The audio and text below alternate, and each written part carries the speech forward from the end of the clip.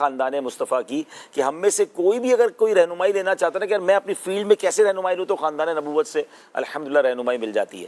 تو یہاں میں خاص طور پہ اس پہلو پہ بات کرنا چاہوں گا کہ نبی پاک علیہ الصلوۃ والسلام کا اپنی شہزادی کے لیے استقبال کے لیے کھڑے ہو جانا، تعظیم کے ساتھ اپنی جگہ پر بٹھانا، یہ باقاعدہ ایک پریکٹیکل درس ہے کہ آج اپنی بیٹی کے ساتھ اور گھر میں خواتین کے ساتھ ہمارا سلوک کیا ہونا چاہیے. نبی پاک علیہ الصلوۃ والسلام کی ایک حدیث ہے بڑی مشہور ہے کہ تم میں بہترین وہ ہے جو اپنے گھر والوں کے ساتھ بہترین ہے، مگر ایک اور حدیث بھی ہے کہ تم میں بہترین وہ ہے جو گھر کی خواتین کے ساتھ بہترین ہے. یعنی سیپریٹلی اس کو بیان کرنے کا مقصد یہ ہے کہ خواتین کے ساتھ برتاؤ اور اچھا ہونا چاہیے اور نرمی والا ہونا چاہیے. وہ چھوٹے دل کی ہوتی ہیں، بعض اوقات سختی سے ان کو تکلیف ہو جاتی ہے.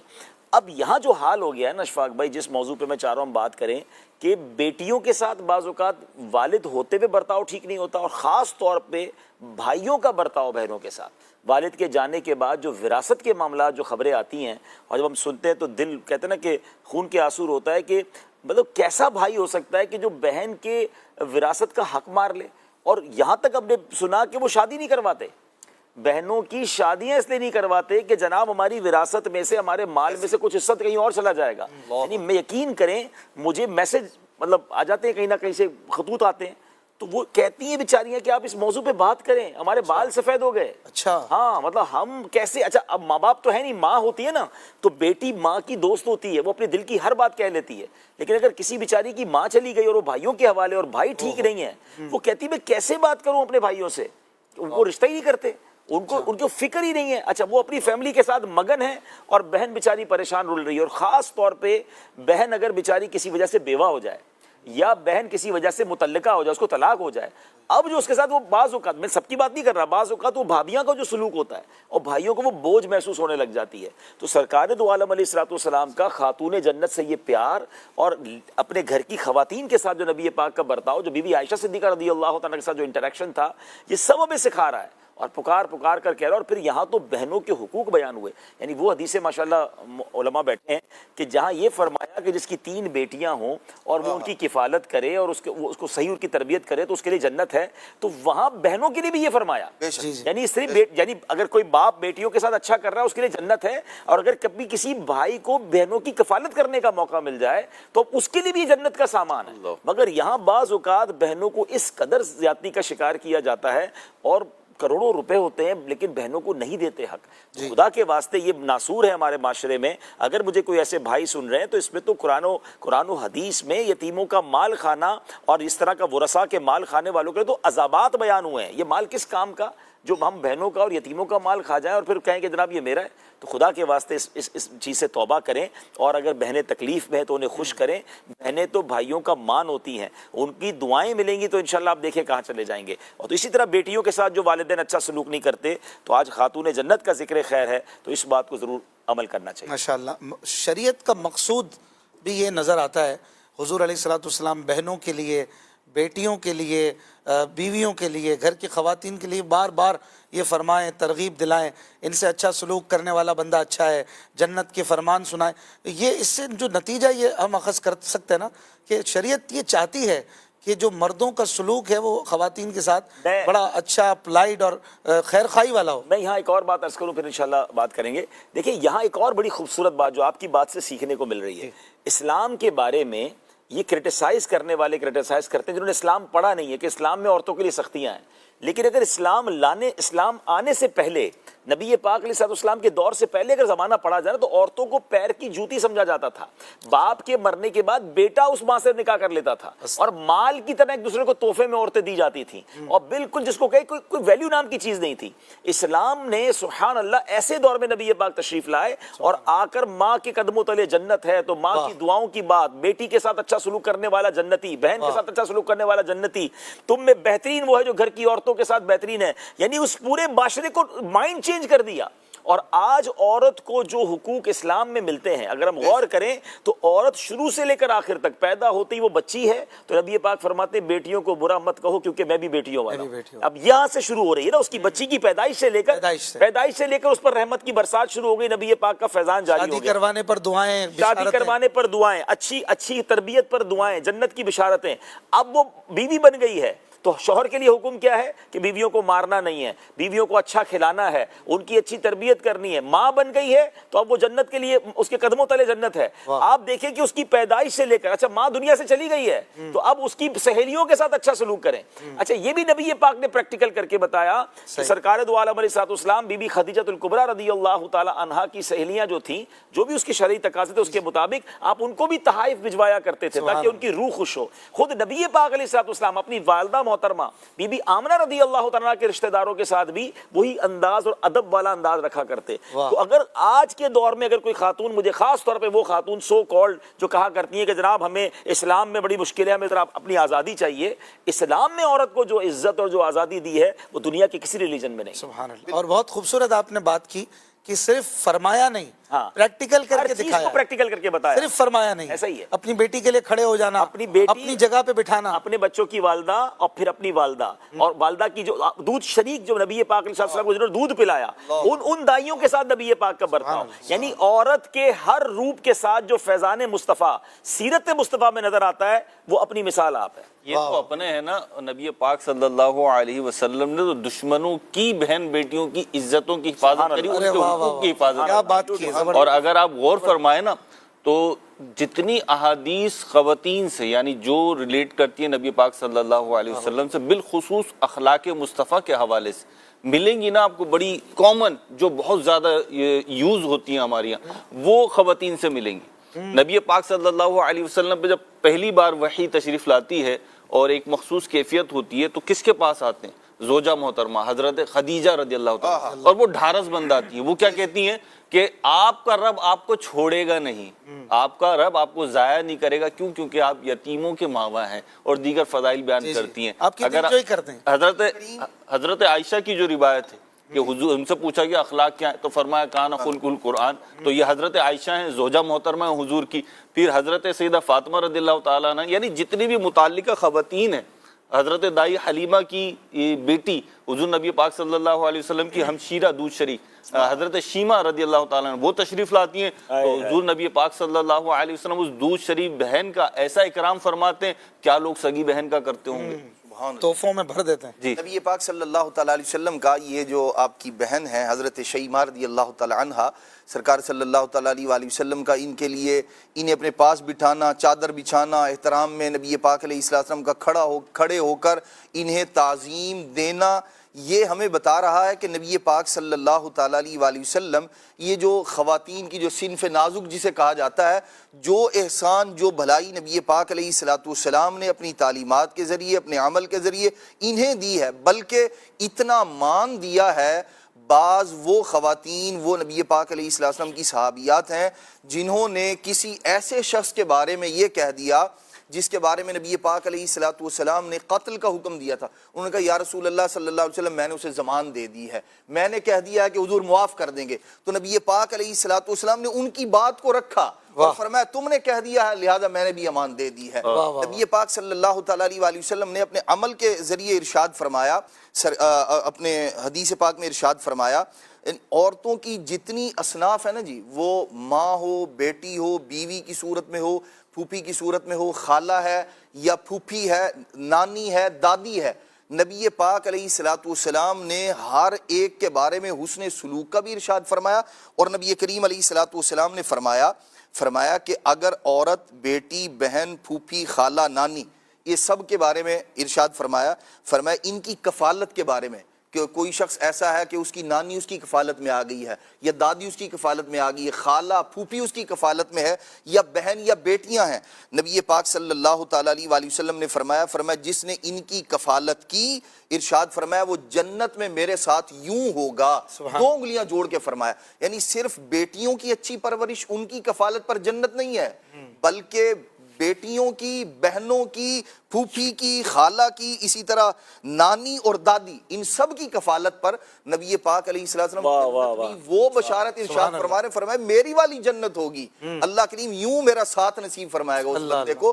تو یوں کہہ لیں کہ خواتین پر اور اس طبقے کے افراد پر جو نبی پاک علیہ الصلوۃ والسلام کے احسانات ہیں وہ کائنات میں ہمیں کسی اور دین میں مذہب میں اسلام میں اس طرح کی کسی اور دین مذہب میں اس طرح کی تعلیمات نہیں ملتی.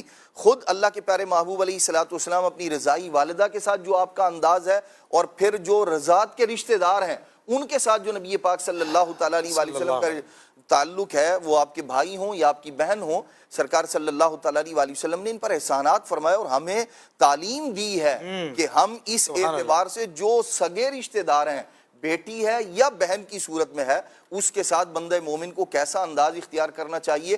ہمارے نبی علیہ الصلوۃ والسلام ہمیں بتا رہے ہیں کہ میں تو دودھ کے رشتوں کا اتنا احترام کرتا ہوں. اچھا, اب یہاں پر خواتین کے حوالے سے بات ہوئی, بات چلی پڑی ہے, تو عبدالحبیب بھائی کچھ اس پر بھی آپ بتائیے گا. جیسے سنتے ہیں لوگ کہتے ہیں, باتیں بناتے ہیں, یہاں مشرقی ممالک میں خاص طور پر پاکستان کی بات کی جائے اور ہمارے ممالک ہیں, یہاں کوئی عورت کی عزت نہیں ہے, قید و بند میں آپ نے کچھ اس پر بات بھی کی. ویسٹ میں عورت کی بڑی عزت ہے, وہ بڑی آزاد ہے, وہ بڑی فیل فری ہے. آپ کیا کہتے ہیں, آپ کا ماشاءاللہ اتنا ٹریول بھی ہے, تجربہ بھی ہے, کیا واقعی ایسا ہے؟ میں تو یہ سمجھتا ہوں کہ ہمارے یہاں تو عورت ملکہ ہے. اچھا نا, جس طرح ہماری عورت کو یہاں پر مجھے بتائیں کہ گھر میں ہماری خاتون تو گھر میں بیٹھی ہوتی ہیں اور ماشاءاللہ مرد کما کے لا کے دے رہا ہوتا ہے. یورپ میں یو کے میں آپ جائیں تو جب تک گھر کے سارے افراد کام نہ کریں تو خرچہ ہی پورا نہیں ہوتا. صبح 6 بجے 5 بجے بیچاری عورتیں کام پہ جا رہی ہوتی ہیں, اندھیرے کام پہ جا رہی ہوتی ہیں. وہ بھی کسی کی ماں ہوتی ہے, اس کو کبھی کسی کو اسکول بھی چھوڑنا ہوتا ہے, اس کو گھر کو شام کو آ کے کھانا بھی دیکھنا ہے. یعنی بہت ٹف لائف ہے. جو نہیں گئے نا ان کو لگ رہا ہوتا ہے, جب وہ جائیں تو پتہ چلتا ہے کہ وہاں تو سب کو گاڑی کا پہیہ بننا پڑتا ہے. یہاں باپ کام کر لے گا, بیٹا کام کر لے گا, بھائی کام کر لے گا, وہ گھر کی خاتون کو گھر لا کے جو بھی ہے اس کی پیش کرے گا اس کو. تو ایسا بالکل بھی نہیں ہے. یہاں تو ایک عزت اور تعظیم کا معاملہ زیادہ ہے. ہم یہ نہیں کرتے کہتے کہ جو باہر جا رہے ہیں شریعت کے تقاضے کے مطابق اگر کوئی عورت اپنے بچوں کے لیے جاب کر رہی ہے, لیکن اس کو یقیناً جو کر رہے ہیں ان کو فیل بھی ہوتا ہے کہ یار پاکستان میں جو خواتین ہیں یا ایشین ممالک میں جو خواتین ہیں وہ تو ایک ملکہ کے روپ میں گھر کے اندر رہتی ہیں. یعنی آپ دیکھیں عورت کے گرد سارے لوگ کام کر رہے ہوتے ہیں اور اس کو گھر میں رہ کر ہم کوشش کر رہے ہوتے ہیں کہ اس کو تمام چیزیں گھر پہ مہیا ہو جائے. نو ڈاؤٹ وہ گھر کے کام کر رہی ہوتی ہیں, تو ایسا کچھ بھی نہیں ہے. اور پھر جو مغرب کی اگر ہم بات کریں تو وہاں تو عورت کو ایک شو پیس بنا کے رکھا ہوا ہے, عورت کو جس طرح سیل کیا جاتا ہے, اور وہ تو بہت زیادہ معاملات اچھے نہیں ہیں. اللہ اکبر. اللہ پاک رحمت فرمائے, ہمیں دامن اسلام میں استقامت عطا کرے. کچھ کالز لیتے ہیں. اشفاق بھائی سے میرا سوال تھا, حضور یہ ارشاد فرمائیے گا, آپ کو اگر ماہ رمضان میں اکثر مدنی چینل پہ دیکھتے ہیں, بڑی خوشی ہوتی ہے, لیکن پوچھنا یہ چاہ رہا تھا کہ مدینہ شریف حاضری کو ماہ رمضان میں دل نہیں کرتا جانے کو؟ جواب ارشاد فرمائیے گا. دل کس کا نہیں کرتا ہے؟ آپ دعا فرمائیں, انشاءاللہ بلاوا آئے گا تو حاضری بھی ہوگی. دیکھیں یہ بھی تو ایک کام ہے نا. ماشاءاللہ اشفاق بھائی کئی سالوں سے سحری کی نشریات کو اگر چلاتے ہیں, مبلغین بدل رہے ہوتے ہیں, لیکن اینکر جو ہوتا ہے نا, اینکر کہتے ہیں کس کو ہیں؟ اینکر کہتے ہی جہاز کا جو کیا کہتے ہیں سو لنگر, یہ لنگر کو انگریزی میں اینکر کہتے ہیں. اور یہ اینکر جو ہوتا ہے یہ پروگرام کا بھی لنگر ہوتا ہے. تو ماشاءاللہ یہ اگر رمضان میں چلے جائیں گے تو یہ جو 30 دن ماشاءاللہ بہاریں ہیں مدنی چینل پر, جو رات 1 بجے سے لے کر 5 بجے تک کرتے ہیں, تو یہ بھی ہمیں غور کرنا چاہیے کہ کچھ لوگ وہ ہیں جو دین کے کاموں کے لیے بعض اوقات کچھ ایسی ذمہ داریاں ہوتی ہیں جس کی وجہ سے اگر وہ ٹریول نہیں کرتے تو ماشاءاللہ اللہ پاک اللہ کریم ہے, اجر یہیں عطا فرمائے گا, اور اللہ کرے رمضان کے بعد ان کو جلدی حاضری بھی نصیب ہو جائے. بہت شکریہ دعاؤں کے لیے. اگلی کال. محمد ارسلان الطاری مدینہ لولیا ملتان سے بات کر رہا ہوں. ماشاءاللہ سے نور سحر سلسلہ بہت پیارا چل رہا ہے. عبدالحبیب بھائی آپ سے یہ سوال ہے, حضرت فاطمہ الزہرا کو خاتون جنت کا لقب کس نے دیا تھا اور انہیں خاتون جنت کیوں کہا جاتا ہے؟ اس بارے میں بھی کچھ مدنی پھول ارشاد فرمائیں. سبحان اللہ سبحان اللہ. حدیث پاک کا مضمون ہے, نبی پاک نے فرمایا جنتی عورتوں کی سردار ہیں. تو اب نبی پاک جس کو جنتی عورتوں کی سردار کہیں تو پھر سبحان اللہ خاتون جنت ان کا لقب کیوں نہ ہو. اور یہاں بی بی فاطمہ رضی اللہ تعالیٰ عنہ کی اس خوبصورت سیرت سے ایک اور امید ہے آپ نے تسبیح فاطمہ پر کچھ بات کی. اچھا میں ذرا تسبیح فاطمہ ہم نمازوں کے بعد روز پڑھتے ہیں 33 بار سبحان اللہ الحمدللہ, 33 بار 34 بار اللہ اکبر. اس کو یہ بھی پتہ ہے بہت سارے لوگوں کو تسبیح فاطمہ کیوں کہتے ہیں, تسبیح فاطمہ کہتے ہیں, شاید یہ نہیں پتا ہوگا تسبیح فاطمہ کہتے کیوں ہیں. تھوڑا سا اس کا بیک گراؤنڈ بتا کے جو میرا ٹاپک ہے میں 2 منٹ اس پہ بات کرنا چاہوں گا کہ نبی پاک علیہ الصلوۃ والسلام کی شہزادی ہیں, اپنے ہاتھوں سے گھر کا کام کرتی ہیں اور ہاتھوں میں چھالے پڑ جاتے تھے, بعض اوقات جسم پر نشان پڑ جاتے. تو مولا علی شیر خدا نے بی بی فاطمہ رضی اللہ تعالیٰ عنہ سے کہا کہ اے فاطمہ, نبی پاک کے پاس کچھ غلام اور کنیزیں آئے ہیں, اب وہاں جا کر ان کے پاس کوئی غلام ساتھ لے آئے تاکہ گھر کے کوئی کام کر لے, کوئی کنیز آ جائے. تو آپ گئیں تو کہتی ہیں نبی پاک کے ساتھ صحابہ بیٹھے تھے، تو میں نے بات نہیں کی، میں گھر آ گئی، نبی پاک علیہ الصلوۃ والسلام شام خود تشریف لے آئے، فرمایا کہ اے فاطمہ کیوں آئی تھی؟ تو کہتی میں نے عرض کی حضور گھر کے کام کاج کے لیے کوئی خادم مل جائے۔ تو سرکار دو عالم علیہ الصلوۃ والسلام وہ خاتون جنت جن کو فرمایا کرتے کہ میرے جگر کا ٹکڑا ہے، اس کے بارے میں پھر نبی پاک نے کیا یہ نہیں کیا کہ انہیں غلام دے دیا یا کوئی خادم دیا، پیارے آقا نے فرمایا اے فاطمہ اپنے گھر کے کام کاج اپنے ہاتھ سے کیا کرو، اللہ تھک جاؤ تو 33 بار سبحان اللہ، 33 بار الحمدللہ اور 34 بار اللہ اکبر پڑھ لیا کرو۔ یہاں پہلے تسبیح فاطمہ کی خوبصورت بات بتا دوں، علماء فرماتے ہیں اگر کوئی تھک جائے، آج بھی کوئی ایسا بندہ ہے جو کام کاج سے تھک جاتا ہے، روزے میں تھک جاتا ہے، تسبیح فاطمہ پڑھ لیں انشاءاللہ آپ کی تھکن جو ہے وہ ریلیز ہو جائے گی۔ سبحان اللہ۔ مگر یہاں اسلامی بہنوں سے خاص طور پر گزارش ہے کہ جو گھر کے کام کاج نہیں کرتی، اور یہاں ایک اور پرابلم کیا ہو گیا اشفاق بھائی، طلاق کا ریشیو بڑھتا جا رہا ہے، اور اس کی ایک بڑی وجہ یہ بھی ہے کہ ہم نے اپنی بچیوں کو اب گھر کے کام کاج سکھانا ہی چھوڑ دیا۔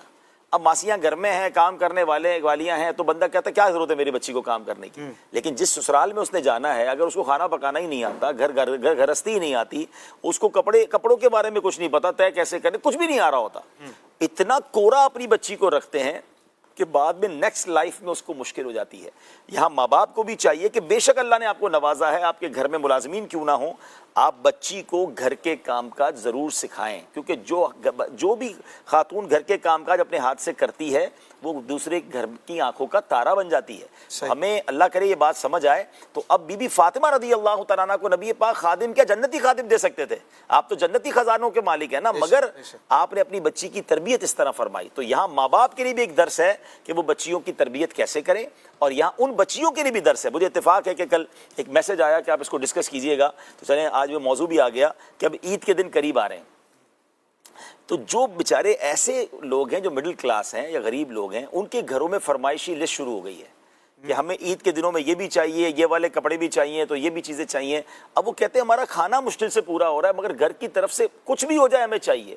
تو یہاں میں عرض کروں گا کہ میری وہ بہنیں مجھے اگر سن رہی ہیں، گھر کے افراد سن رہے ہیں، خاتون جنت رضی اللہ تعالیٰ عنہ کی سیرت کا صدقہ لیجئے کہ اپنے ہاتھ سے کام کر رہے ہیں، اور نبی پاک کے فرمانے پر خدا نہ خواستہ انہوں نے آرگیومنٹ نہیں کیا، انہوں نے صبر کے ساتھ زندگی گزاری اور پھر بھی اپنے ہاتھوں سے ہی کام کیا، اور جس کو کہتے ہیں نا کہ ڈیلیبریٹلی فاقے والی، غربت والی، دانستہ زندگی گزاری۔ آپ کے لیے تو جنتی خزانے آ سکتے تھے مگر آپ فاقوں میں رہا کرتی تھیں۔ تو یہاں میری ان بہنوں سے گزارش ہے کہ اگر آپ کے گھر میں کوئی آپ کے بچوں کے والد ہیں یا آپ کے اپنے والد ہیں یا بڑے بھائی ہیں اور ان کی اتنی حیثیت نہیں ہے اور آپ کو آپ کی پسند کی چیزیں نہیں وہ لے کر دے رہے، تو پلیز انہیں پریشر نہ دیجئے، کیونکہ بعض اوقات گھر والوں کے پریشر کی وجہ سے یا تو وہ ڈپریشن کا شکار ہو جاتے ہیں، یا وہ بیچارے مریض ہو جاتے ہیں، یا پھر اللہ نہ کرے وہ حرام کمانے کی طرف چلے جاتے ہیں، اور جس کی وجہ سے یا تو گھر میں حرام روزی آتی ہے یا اللہ نہ کرے پھر کوئی قانونی کارروائی ہو جاتی ہے۔ تو اللہ کی رضا پر راضی رہیں، اللہ سے دعا کرتے رہیں، میں بھی دعا کرتا ہوں، آپ بھی دعا کریں کہ اللہ ان تمام ہمارے غریب مسلمانوں کے گھروں میں خوشحالی عطا فرما دے، ان کے رزق میں اللہ وسعت دے دے،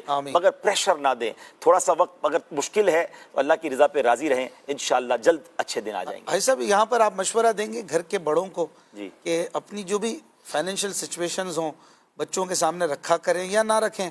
بعض اوقات وہ کہتے ہیں یار بچوں کو کیا بتانا، بس جو بھی ہے وہ فرمائشیں کرتے ہیں تو جیسے تیسے پوری بھی کر دیتے ہیں، تو آپ کا کیا مشورہ ہوگا؟ آپ ماشاءاللہ نانا دادا ہیں۔ ہاں میں ابھی نانا تو نہیں بنا دادا ہوں، لیکن بہت اچھی آپ نے بات کی۔ اس میں بھی دو پہلو ہیں۔ کچھ لوگوں کو میں نے یہ دیکھا ہے، بزرگوں کو یہ دیکھا ہے کہ وہ ساری ٹینشن اپنے اوپر لیتے ہیں اور کہتے ہیں یار بچوں کو کیا ٹینشن دینا، چھوٹی عمر ہے ان کو خوش رہنے دو۔ یہ بڑی اچھی ایک طرح سے اسٹریٹجی تو بڑی اچھی ہے، لیکن جب چادر سے باہر پاؤں جانے لگے نا، بعض اوقات کیا ہوتا ہے اب جب بچوں کو بتاتے نہیں ہیں نا تو وہ اس دکھ کو نہ سمجھتے ہوئے فضول خرچی میں پڑ جاتے ہیں۔ جی آپ کو لگ رہا ہے بچے بیچارے جائز ہی مانگ رہے ہیں اور اتنا تو مجھے دینا چاہیے اور میں کر بھی لیتا ہوں، پھر نہ بتائیں، ٹھیک ہے نا۔ اور یہ ایک لمٹ ہوتی ہے۔ میرا اپنا ماننا یہ ہے کہ چھوٹی عمر کے بچوں کو نہیں بتانا چاہیے، لیکن اگر بچے جوانی کی حدود میں داخل ہو گئے اور آپ کو لگتا ہے کہ اب وہ سیریس ہو گئے تب ان کو گھر کے مسائل ضرور بتانے چاہیے۔ تو اس سے ایک تو بعض اوقات اچھے مشورے مل جاتے ہیں، سب مل کر کوئی ایفرٹ کر سکتے ہیں، سب مل کر کوئی کوشش کر کے اس مشکل سے نکل سکتے ہیں، ورنہ بعض اوقات اکیلا بوجھ اٹھانے والا نا کبھی جا کے کولیپس ہو جاتا ہے، اس کو لگتا ہے یار میرے ساتھ کوئی دکھ ہی نہیں بانٹ رہا۔ تو اچھے انداز میں ہاں بہت اچھا بات، اس کے بھی دو پہلو ہیں۔ بعض اوقات مسئلہ تھوڑا ہوتا ہے، پینک بہت پھیلا دیتے ہیں، سارے ہی گھر والے رو رہے ہیں، سبھی ٹینشن میں تباہ ہو گئے، ہم تو برباد ہو گئے، ایسا بھی نہ کریں. یعنی اس کو بالکل آپ کو جس کو کہتے ہیں اعتدال سے لے کر چلیں تو انشاءاللہ بہتر ہو جائے. جوانی کی عمر کیا آپ کنسیڈر کریں گے؟ آج کے دور میں تو 14-15 سال کے بعد بچے بڑے ہی زیادہ سمجھدار ہو جاتے ہیں. تو 14-15 کے بعد گھر کے کچھ نہ کچھ مسائل اور کچھ نہ کچھ باتیں ڈسکس ضرور کرنی چاہیے. اچھا اس میں ایک اور چیز بھی اتفاقاً ابھی جب میرا بیان تھا, نیکی بھی ڈسکس نہیں کر رہے, پرابلم بھی ڈسکس نہیں کر رہے اور اپنی نیکی بھی ڈسکس نہیں کر رہے. یہ نیکی تو چھپانے کی چیز ہے نا. نہیں, میں آپ کو بتاتا ہوں اس میں کیا پرابلم ہے. لیگیسی آپ اگر لے کر چلنا چاہتے ہیں نا, آپ چاہتے ہیں کہ میرے بعد میری اولاد بھی وہ نیکیاں کرے جو میں کر رہا ہوں. ہم چونکہ آج کل ڈونیشن جمع کر رہے ہیں, ہم جا کر لوگوں سے ملتے ہیں نا, کسی نوجوان سے کہیں کہ بھائی آپ بھی ماشاءاللہ اتنا بڑا کاروبار ہے, ذرا زکوٰۃ دیجیے, ڈونیشن دیکھو, وہ تو ہمیں ہی پتا, ابو دیتے ہیں, وہ تو دادا کو پتا ہے. اچھا دادا حضور کے پاس جائیں تو وہ کہتے ہیں سارا نظام میرے ہاتھ میں ہے. میرے حساب سے یہ درست نہیں ہو رہا, کیونکہ اگر دادا جان سب کچھ خود کرتے رہے اور بچوں کو کچھ نہیں بتایا کہ زکوٰۃ بنتی کتنی ہے, نکالنی کیسے ہے, دینی کہاں کہاں ہے, ہمارے خاندان میں کون کون ضرورت مند ہے جس کو ہم ماہانہ دیتے ہیں, جس کو ہم سالانہ دیتے ہیں, کون سے مدرسے یا کون سے اچھے ادارے ہیں جہاں ہم سالوں سال سے مدد کر رہے ہیں, تو جیسے ہی دادا حضور دنیا سے جائیں گے بچوں کو تو کچھ بھی نہیں پتا ہوگا. آپ کو اس دور میں بچوں کی تربیت ایسے کرنی ہے کہ جو آپ نیکی کر رہے ہیں اپنے بچوں کے ہاتھ سے کروائیں, تاکہ میرے جانے کے بعد میرے بچوں کو پتا ہو کہ کیا کیا کرنا ہے, اور میرے یہ کرتے رہیں گے تو ثواب ملے گا نا. تو ڈیفیکلٹیز بھی ایک اچھے انداز میں شیئر کریں اور اپنے اچھے نیک کام بھی شیئر کریں, بلکہ ان کے ہاتھوں سے کرائیں. یہ انشاءاللہ آپ کے بعد بھی جاری رہے گا. ریاکاری نہیں ہو جائے؟ نہیں, بچوں کے سامنے کیا ریاکاری, تربیت ہے نا. بلکہ یہ تو مفتی صاحب فرمائیں گے سخاوت سکھانا یہ والد کی ذمہ داریوں میں سے ہے, کہ ہمیں اپنی اولاد کی تربیت میں سے ایک حکم ہے کہ اپنے بچوں کو سخاوت سکھائیں. تو سخاوت کیسے سکھائیں گے؟ جب آپ پریکٹیکل دینا سکھائیں گے نا, کہ بیٹا یہ پیسے لو جا کے فلاں جگہ دے کر آؤ. آپ وہ بچے کو پتا چلے گا میرے والد صاحب کس طرح رمضان میں کیا دیتے تھے, فلاں رشتہ دار کو کیا دیتے تھے. رشتہ دار پریشان ہو جاتے ہیں اشفاق بھائی. یعنی آپ آ کر کہتے ہیں آپ کے والد صاحب ہماری اتنے سالوں سے مدد کر رہے تھے, بولا ابو کر رہے تھے نا, آپ جائیں, ہمارا کیا کرنا. اب ابو یعنی یقین کریں میں نے جملے سنے کہ ہمارا بھائی تو کیا گیا, اب ہم ایسا لگتا ہے دنیا میں کوئی راہ ہی نہیں ہمارا. اگر وہی بھائی اپنے بچوں کو بھی بٹھا لیتا کہ دیکھو میرا انتقال ہو جائے نا تو میری یہ بہن ہے, اس کو بیٹا دیتے رہنا, اللہ نے ہمیں بہت دیا ہے, یہ ہمارے غریب رشتہ دار ہیں, ان کی مدد کرنا ثواب زیادہ ہے. تو آج بھی میں نے ایسی اولاد کو دیکھا ہے جو اپنے والد کے رشتہ داروں کو جا کے امداد کر رہی ہوتی ہے, کیونکہ والد نے یہ سکھایا تھا, یہ تربیت کی تھی. اگر ہم چاہتے ہیں کہ ہماری نیکیاں مرنے کے بعد باقی رہیں تو ہمیں یہ ساری نیکیاں اپنے بچوں کے سامنے ڈسکس بھی کرنی چاہیے, ان کے ہاتھ سے کروانی چاہیے. مفتی شفیق صاحب ماشاءاللہ ویلکم. کیا کریں, رمضان کے بعد کا انتظار کریں کہ ابھی رمضان کے بعد میں سب بچوں کو بتاؤں گا, یا آج ہی ابھی سن رہے ہوں گے اور ماشاءاللہ ہمارے پروگرام کو دیکھ کر کافی لوگوں کو فائدہ بھی ہوتا ہے, فرق بھی پڑتا ہے, کیا بتائیں؟ امپیکٹ کریٹ ہو رہا ہے ماشاءاللہ. مفتی صاحب بتائیں گے, مفتی صاحب بتائیے کل حج پہ بات ہوئی جو ماشاءاللہ کل جیسے حج کی فرضیت کے حوالے سے کچھ گفتگو ہوئی جی, تو آج ہی دارالفتہ اہل سنت میں ظہر کے بعد دو ایسے مطلب نوجوان تھے, تو وہ آئے اور انہوں نے پوچھا کہ حج کے حوالے سے پوچھا کہ حج کی کیا شرائط ہوتی ہیں, اچھا کتنا مال ہونا چاہیے, مطلب اس کی. تو وہ کہہ رہے ہیں کہ ہمارا فیملی کے ساتھ پہلے بھی 2 عمرے کر چکے ہیں, اچھا, اور ابھی پھر بھی ہماری ایک پلاننگ ہو رہی کہ ربیع الاول میں پوری دوبارہ عمرہ کرنا ہے, عمرہ کرنے کا. اب پیسے اکٹھے اتنے ہوئے ہیں کہ پوری فیملی دائر ہے, بچے بھی ہیں, سب 2 فیملیاں ہیں, والدہ ہیں, تو سب مل کے جائیں. اور یہ سنا ہے حج کی فرضیت کے حوالے سے کہ آدمی گناہگار ہوتا ہے, اور حج فرض ہے ان پہ, حج فرض ہے, اور عمرے کی پلاننگ, یعنی وہ پوچھنے آئے کہ ہم اس صورت میں ہم پر حج فرض ہے کہ نہیں, ہم کیا کریں. اور یہ کئیوں کے لیے ایک سیکھنے کی بات ہے کہ بعض اوقات آدمی جو ہے وہ عمرے وہ کر رہا ہوتا ہے. اچھا, عمروں کا رجحان بھی ہوتا ہے کہ عمرہ کرنا ہے. اچھا, یہ بھی کہتے ہیں کہ فیملی کو عمرہ کروانا ہے, یا آپ نے جملہ سنا ہوگا کہ ان کو مکہ مدینہ دکھانا ہے, سب فیملی اور بچوں کو دکھانا ہے. اچھی بات ہے, اس میں کوئی 2 رائے نہیں ہے. بہت ایک تعداد ہے جن کی ویکیشنز ہی ہیں, جی, ان کو مزہ ہی اس میں آتا ہے. بہت اچھی بات ہے, لیکن حج تو کر لینا. لیکن جب حج کی فرضیت آ رہی ہو کسی پر بھی, جو گھر کے بالخصوص سربراہ ہیں, جو پیسہ خرچ کرتے ہیں, جن کے پاس پیسہ ملکیت میں, تو اب ان کے پاس اگر حج کی فرضیت آ رہی ہے تو پھر اس کو تاخیر نہ کریں, پھر اپنا حج فرض ادا کریں, پھر جوڑ جمع کرتے رہیں, لے جاتے رہیں بچوں کو. مفتی صاحب نے بہت خوبصورت بائفرکیشن کر دی. ذرا غور سے ناظرین سن لیں کہ میں نے عمرہ کر لیا, اب میں پیسے اس لیے جوڑ رہا ہوں کہ میں نے اپنے بیوی بچوں کو عمرہ کرانا ہے, اور اتنے پیسے جمع کر لیے کہ ان بیچاروں کو مکہ مدینہ دکھانا ہے, اگلی بار ان کو لے جانا ہے, اور اس دوران مجھ پر حج فرض ہو گیا, اتنے پیسے جمع ہو گئے. تو اب میں ان کو عمرہ کروانے کی بجائے جو مجھ پر فرض ہے پہلے وہ ادا کروں. یہ فرمانا چاہ رہے ہیں مفتی صاحب؟ جی جی بالکل, یہ بہت ضروری ہے. یہ لوگوں کی کیلکولیشن یہ ہوتی ہے بھائی میں نے تو یار 2 بار عمرہ کر لیا, اب اتنے پیسے کر لوں کہ اپنے بچوں کو کرواؤں, اپنے فیملی کو کراؤں, اپنے ماں باپ کو کرواؤں. بہت اچھی بات ہے,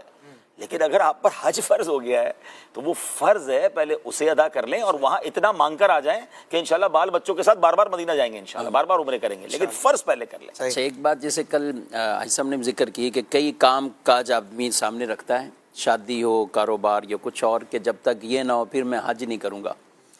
مجھے ایک روایت یاد آئی، اعلیٰ حضرت علیہ رحمہ کے والد گرامی مولانا نقی علی خان علیہ رحمہ نے اپنی کتاب میں درج فرمائی کہ اگر کوئی دنیاوی کسی کام کی وجہ سے حج فرض کو مؤخر کرتا ہے کہ بعد میں کروں گا، پہلے یہ کام ہو جائے، فرمایا وہ دیکھے گا کہ حاجی حج کر کے واپس آ گئے، اس کا کام وہی اٹکا ہوا، یعنی نہ کام ہوگا نہ حج ہوگا۔ یعنی کام اس کا، اور کئیوں کے کام ایسے ہوتے ہیں چاہے وہ برسوں سے نہیں بزنس ہو رہے میں یا شادیوں میں بعض اوقات اٹکے ہوئے ہیں، تو اس میں دیکھنا چاہیے اس طرح کی کام میں رکاوٹ کا نحوست بھی اس کو کہہ سکتے ہیں بالکل کہ آپ حج نہیں کر رہے، اس کی نحوست آ رہی ہے، سیم چیز، حج کر لیں، یہ کام بھی انشاءاللہ رب کریم کروا دے گا۔ حدیث پاک کہ حج کرو غنی ہو جاؤ، جی بالکل۔ اب دیکھیں نا، اب حج کرو غنی ہو جاؤ گے تو اللہ اور دے دے گا، کام بھی ہو جائے گا، کام بھی ہو جائیں گے سارے۔ سبحان اللہ۔ نام پر بات چلی خاتون جنت کیوں کہتے ہیں، تو یہاں پر ایک اور سوال بھی ہے راشد بھائی، بطول آپ کو کہا جاتا ہے خاتون جنت کو، تو بطول کی کیا وجہ ہے؟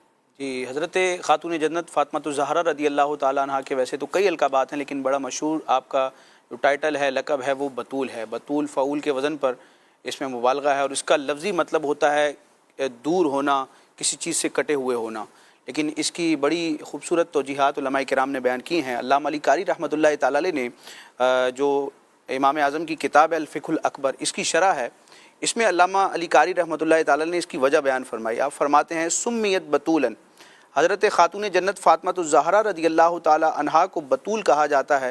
بطول کا لفظی معنی ہے کٹا ہوا ہونا، جدا ہونا۔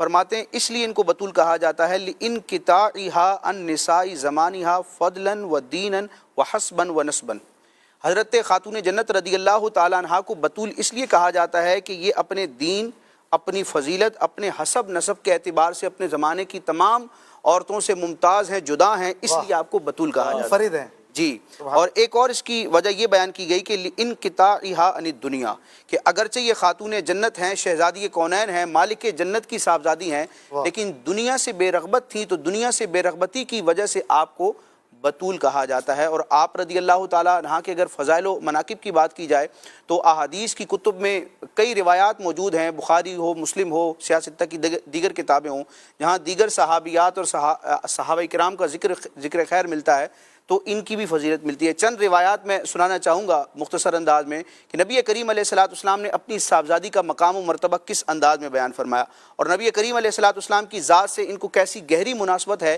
کہ ان کی بارگاہ کا ادب یہ بارگاہ رسالت کا ادب کہلاتا ہے، اور ان کی بارگاہ میں معاذ اللہ بے ادبی کرنا یہ بارگاہ رسالت کی بے ادبی قرار پاتا ہے۔ نبی کریم علیہ السلام نے اپنی لخت جگر حضرت خاتون جنت فاطمہ الزہرا رضی اللہ تعالی عنہ کے حوالے سے ارشاد فرمایا فاطمۃ بدعۃ منی، بدعۃ تینوں اعراب پڑھے جاتے ہیں۔ فرمایا کہ فاطمہ میرے جگر کا ٹکڑا ہے، فمن اغضبہا اغضبنی، جو ان کو ناراض کرتا ہے وہ مجھے ناراض کرتا ہے، یعنی ان کی ناراضگی میری ناراضگی ہے۔ انما فاطمۃ بدعۃ منی، فاطمہ میرا پارہ جگر ہے، یؤذینی ما آذاہا، جو چیز انہیں تکلیف دیتی ہے وہ مجھے تکلیف دیتی ہے۔ انما فاطمۃ شجنۃ منی، بے شک فاطمہ میری ایک نورانی شاخ ہیں، یبسطنی ما یبسطھا، میں اس چیز سے خوش ہوتا ہوں جس سے فاطمہ خوش ہوتی ہیں، وَيَقْبِدُنِي مَا يَقْبِدُهَا، اور جس چیز سے ان کو تکلیف ہوتی ہے مجھے تکلیف ہوتی ہے۔ اور ایک مقام پر حضرت فاطمہ الزہرا سے نبی کریم علیہ السلام نے فرمایا کہ ان اللہ یغضب لغضبکی ویرضی لرضاک، او کما قال، کہ اے فاطمہ بے شک اللہ تبارک و تعالیٰ تمہاری ناراضی پر جلال غضب فرماتا ہے اور تمہاری خوشی اور رضا پر راضی ہوتا ہے۔ سبحان اللہ۔ ایک موقع پر فرمایا کہ ان اللہ امرنی ان ازوج فاطمہ من علی، میرے رب نے مجھے حکم دیا ہے کہ میں اپنی لخت جگر فاطمہ کا نکاح مولا علی سے کر دوں۔ اب اس امت میں جی یہ خدائی فیصلہ ہے۔ سبحان اللہ۔ نبی کریم علیہ السلام کی امت میں ویسے تو کئی اولیاء ہیں، لیکن جو سب سے سپیریئر ہیں وہ قطبیت کبریٰ کے منصب پر فائز ہیں، اور اس منصب پر فائز ہونے والے ولی کو غوث اعظم کہا جاتا ہے، یہ ایک ٹائٹل ہوتا ہے۔ اور اس امت میں 3 غوث اعظم ہیں، اور تینوں کے تین جو غوث اعظم ہیں اس امت کے ٹاپ لسٹ کے جو اولیاء ہیں وہ خاتون جنت فاطمہ الزہرا رضی اللہ تعالیٰ عنہ کی نسل سے ہیں. ایک امام حسن ہیں, ایک شیخ عبد القادر جیلانی, اور ایک قرب قیامت جو امام مہدی آئیں گے. تو ان کی یہ فضیلت سرکار نے بیان فرمائی کہ المہدی من عطرتی من ولد فاطمہ, مہدی میری عطرت اولاد فاطمہ میں سے ہو. ایک مقام پر فرمایا ان فاطمہ حسنت فرجہا, میری صاحبزادی فاطمہ نے اپنی پاک دامنی کی ایسی, اپنی عفت کی, عصمت کی ایسی حفاظت فرمائی ہے. فحرمہ اللہ وذریتہا علی النار, کہ رب تبارک و تعالی نے فاطمہ اور ان کی اولاد کو جہنم پر حرام کر دیا. اب آپ کو جو فاطمہ کہا جاتا ہے تو فاطمہ کا لفظی مطلب بھی نبی کریم علیہ السلام بیان فرماتے ہیں کہ انما سمیت فاطمہ, میری صاحبزادی کو فاطمہ کہا جاتا ہے, ان کا نام فاطمہ ہے اس لیے لأن اللہ فطمہا و محبیہا عن النار, کہ اللہ تعالیٰ نے فاطمہ اور ان سے عقیدت و محبت رکھنے والے کو جہنم سے آزاد فرما دیا ہے. اور آپ کو جو خاتون جنت کہا جاتا ہے تو یہ واضح فرمان موجود ہے, فاطمہ سیدۃ نساء اہل الجنہ, میری بیٹی فاطمہ اہل جنت کی خواتین کی سردار ہے. ایک موقع پر نبی کریم علیہ السلام نے اپنے صاحبزادی, ان کے شوہر, ان کے دونوں صاحبزادوں کو بلایا. دعا رسول اللہ صلی اللہ علیہ وسلم علی و فاطمہ و حسنا و حسینا, جس کو پنج تن پاک بھی کہا جاتا ہے, کہ نبی کریم علیہ السلام نے ایک خاص موقع پر حضرت مولا علی, حضرت خاتون جنت فاطمہ الزہرا اور حسن حسین کو بلایا اور اپنے قرب کی برکتیں بخشتے ہوئے رب کی بارگاہ میں عرض کی. فقال اللہم ہؤلاء اہلی, اے میرے رب یہ میرے اہل بیت ہیں. دل کا عشرۃ کاملہ, یہ 10 احادیث مبارکہ. ماشاءاللہ, بڑی خوبصورت باتیں. فاطمہ زہرا لقب اس واسطے پایا, بطول و فاطمہ زہرا لقب اس واسطے پایا, کہ دنیا میں رہے اور دے پتا جنت کی نگہت کا, کہ دنیا میں رہے اور دے پتا جنت کی نگہت کا. ماشاءاللہ, زبردست. مفتی صاحب, سادات کرام کنہیں کہتے ہیں؟ بسم اللہ الرحمن الرحیم. حضرت حسنین کریمین رضی اللہ تعالی عنہما, ان کی اولاد میں سے جو خاص یہ نسب نبی کریم صلی اللہ تعالی علیہ وآلہ وسلم کا, اور یہ اصول عام امت کے لیے تو یہی ہے کہ بیٹوں سے نسب چلے گا, لیکن یہ حضور اکرم صلی اللہ علیہ وسلم کی خاص خصوصیت ہے کہ آپ کا نسب مبارک وہ بیٹی سے. اچھا, پھر اس میں بھی خاص خصوصیت بی فاطمہ رضی اللہ تعالیٰ عنہ کی, کیونکہ نبی کریم علیہ السلام کی شہزادیاں 4 تھیں. اب 4 شہزادیوں میں حضرت سیدہ زینب, حضرت سیدہ ام کلثوم, بی بی رقیہ اور حضرت سیدہ فاطمہ رضی اللہ تعالیٰ عنہ. اب 4 ہیں اور 4 کے نکاح ہوئے, 4 کی شادیاں ہوئی ہیں. اچھا, اب اللہ رب العالمین کے اس میں کہ خاص یہ یعنی کاموں میں حکمت کہ یہ خاص خصوصیت بی فاطمہ کو چونکہ ملنی تھی, 3 شہزادیوں کے ہاں بعض کے ہاں اولاد نہیں ہوئی اور بعض کے ہاں اولاد ہوئی تو وہ اس عمر تک آگے نہیں پہنچی کہ ان سے آگے اولادیں ہوں یا ان سے آگے شادیوں کے سلسلے ہوں. یعنی ان کی اولادیں وہ آگے اس عمر کو نہیں پہنچی کہ آگے ان سے آگے بچوں کے کوئی سلسلے ہوں, فوت ہو گئیں بچپن میں. اور یوں یہ خصوصیت اللہ پاک نے خاص بی فاطمہ کو عطا فرمائی کہ آپ سادات کی والدہ محترمہ ہیں, اور حضرت حسنین کریمین رضی اللہ تعالی عنہما جو کہ سارے سادات کے جن سے نسب سادات کا آگے جو ہے وہ چلا, بابا ہیں, یہ بابا ہیں. تو یہ خصوصیت ان کو حضرت بی فاطمہ. سادات کا ذکر ہو رہا ہے, تو سادات کو زکوٰۃ نہیں دے سکتے, اس کی کیا وجہ ہے؟ سادات کو زکوٰۃ اس لیے کہ نبی کریم صلی اللہ علیہ وآلہ وسلم نے بنو ہاشم کے لیے زکوٰۃ کو آپ نے حرام فرمایا کہ زکوٰۃ ہمارے مال کا میل ہے. تو جب مال کا میل ہے تو یہ پاک ہستیاں ہیں, ان کی بارگاہ میں ہمیں اپنا پاک صاف مال وہ پیش کرنا چاہیے. اور یہ حضور علیہ الصلوۃ والسلام کی حدیث ہے کہ جو میرے اہل بیت گھرانے والوں میں سے یعنی آگے تا قیامت جو سادات ہیں ان میں سے کسی کے ساتھ بھی بھلائی کرے گا تو آپ صلی اللہ علیہ وسلم نے فرمایا قیامت کے دن اس کا بدلہ میں خود عطا فرماؤں گا. یہ میرا اصل سوال کرنے کا مقصد یہی تھا کہ زکوٰۃ سادات کو نہیں دے سکتے اور سادات کی پھر مدد بھی نہیں کر رہے لوگ. کہ جناب یہ زکوٰۃ تو ہم ان کو نہیں دے سکتے نا. تو آپ نے ماشاءاللہ وہ حدیث بھی بیان کر دی کہ ہمیں تو صدقہ نبی پاک علیہ الصلوۃ والسلام کا کھا رہے ہیں, تو اگر آپ کی زکوٰۃ تو ویسی ڈیوٹی تھی ہماری دینا, وہ تو مال کا میل ہے. اب ہمارے آس پاس اگر ایسے سید صاحبان ہیں جو بیچارے غریب ہیں, جن کو ضرورت ہے, تو خدمت کی نیت سے, یعنی ہمارے مال کی سعادت ہے کہ ہم ان کی خدمت کریں اور آل رسول کی خدمت کریں گے, تو نبی پاک کتنے راضی ہوں گے. ہماری اولاد کے ساتھ کوئی اچھا برتاؤ کرے, اسے آ کے کوئی تحفہ دے, ہمیں اچھا لگتا ہے. سرکار دو عالم علیہ الصلوۃ والسلام کی آل, اور جس طرح آج کل سید صاحبان پریشان ہیں, اور پرابلم یہ ہو رہا ہے کہ اب لوگ زکوٰۃ کے علاوہ نفلی عطیات دینے والی سائڈ ہی انہوں نے کم کر دی, اور اس کی وجہ سے سب سے زیادہ جو امپیکٹ ہو رہا ہے نا, وہ آل رسول کو ہو رہا ہے. اس دور میں بڑی تکلیف میں ہے. تو ماشاءاللہ مفتی صاحب نے وہ حدیث بھی عطا فرما دی کہ جو میری آل کی خدمت کرے گا اس کا بدلہ میں خود دوں گا. سبحان اللہ.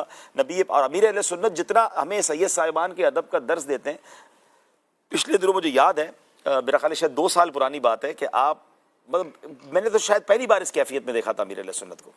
آپ نے لائیو بدری مذاکرے میں اس طرح کے جملے ارشاد فرمائے تھے کہ اگر کوئی 1 یا 12 خاندانوں کو, یا ایک خاندان کی بھی آل رسول کی 12 ماہ تک کفالت کر لے, یا 12,000 روپے ان کو 12,000 روپے پیش کر دے, اور آپ نے یہ فرمایا تھا کہ اگر مجھے قیامت کے دن کوئی منصب ملے گا نا, میں اپنے ساتھ اس کو جنت میں لے جاؤں. سبحان اللہ. اب یہ حضرت صاحب عموماً امیر سے جملے فرماتے نہیں ہیں, بہت خاص وہ بڑی کیفیت, اور یہ آل رسول کے لیے انہوں نے ایسے جملے کہے تھے. الحمدللہ مجھے پتا ہے ایسے کئی لوگوں نے اس کے بعد ایک 12 ماہ تک تربیت باندھ لی انہوں نے. اور مجھے بیرون ملک سے ایک اسلام بھائی کا فون آیا کہ بھائی میں نے جب سے یہ سنا ہے, پھر انہوں نے 12 خاندانوں کی نیت کی کہ 12 خاندانوں کو 12 ماہ تک وہ 12,000 انہوں نے پیش کیا, اور بھی نہ جانے کن کن لوگوں نے کیے ہوں گے. اور امیر علیہ السنت یہ بھی تربیت فرماتے ہیں کہ اپنی روزی میں سے, اپنی آمدنی میں سے کوئی 1%, ایک پرٹیکولر اماؤنٹ, چلو بھائی 1% میری کمائی کا یا میری جو بھی ہے وہ میں آل رسول کی خدمت کروں گا.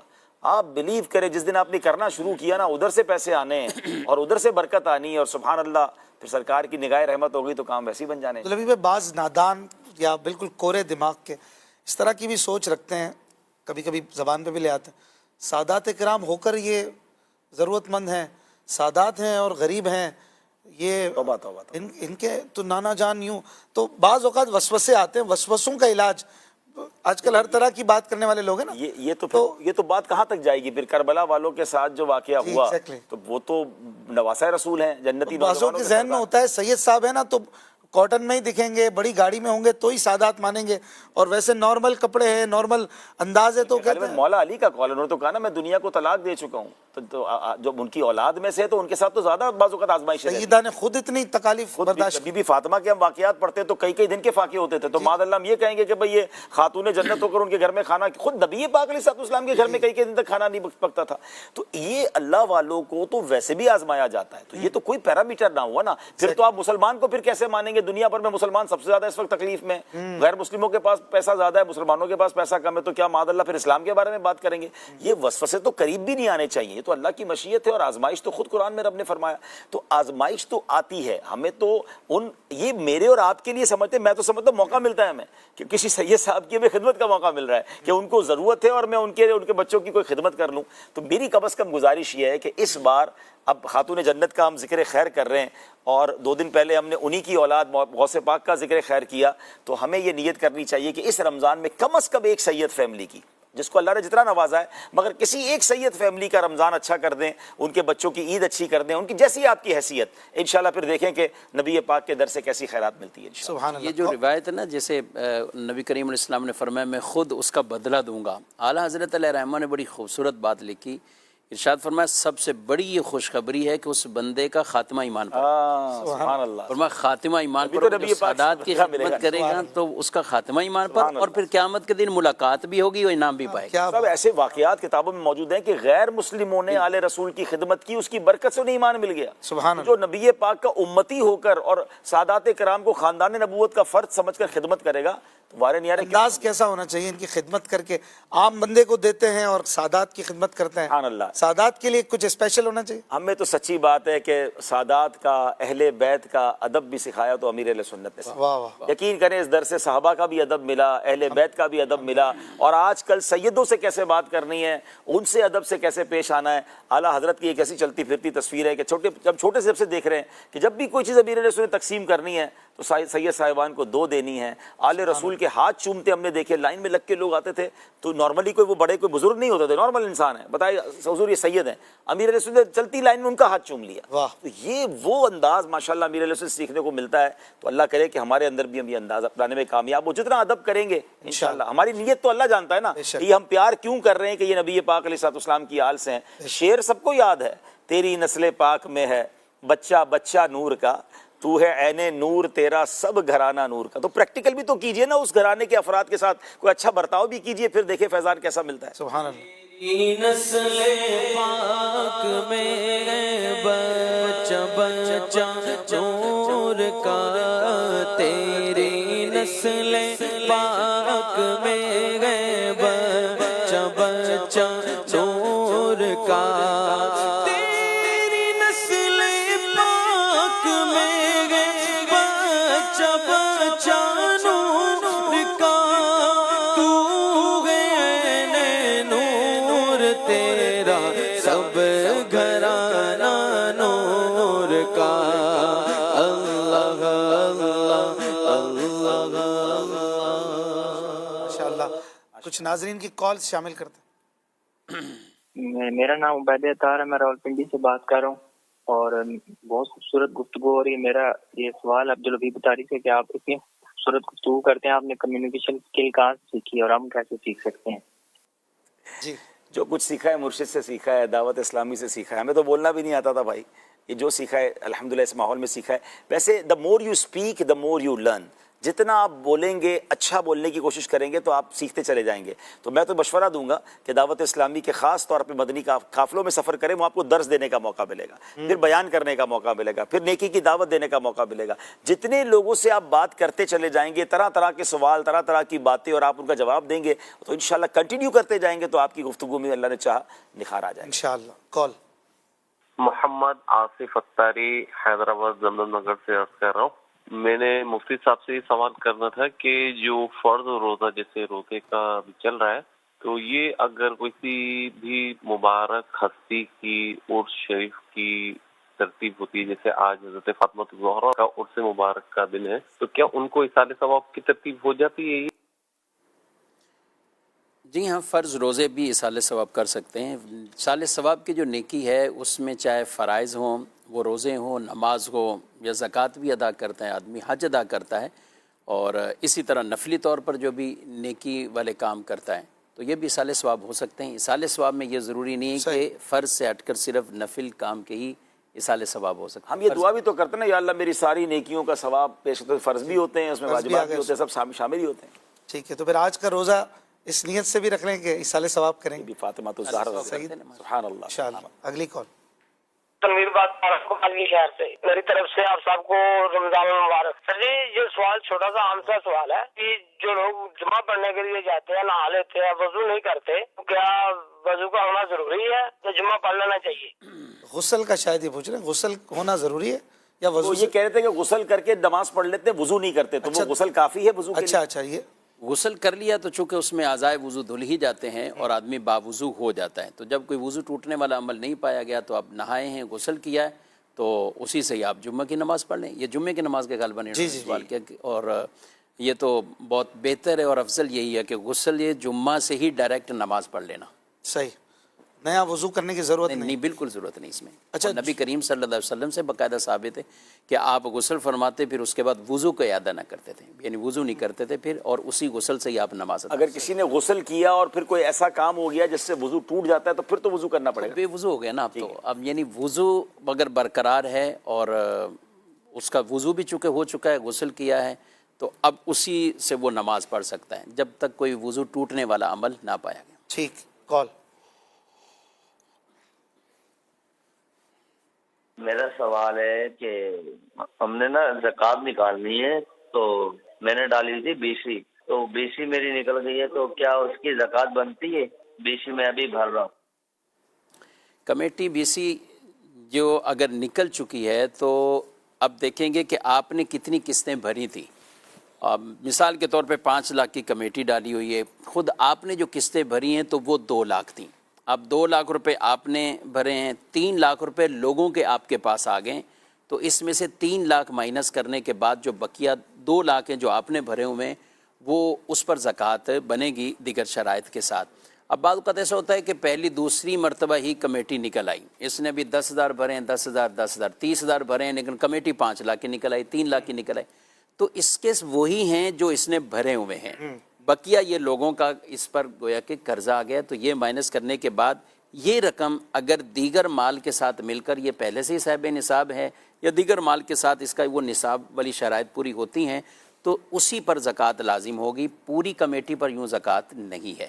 اچھا یہ انہوں نے کہا نکل گئی، اچھا ایک وہ تعداد ہوگی جن کی کمیٹیاں نہیں نکلی ہوتی، وہ بھر ہی رہے ہیں، اب سال بھر رہے ہیں، 2 سال بھر رہے ہیں، تو جتنی وہ بھر چکی ہیں تو ہم ان کو مشورہ یہ دیں گے کہ سال بسال اسی کا حساب کر کے اس کی زکوٰۃ ادا کرتے رہیں، اچھا یعنی اس کے ساتھ ساتھ زکوٰۃ ادا کرتے رہیں جتنی یہ خود بھر چکے ہیں، کیونکہ اتنے مال کے یہ مالک ہیں۔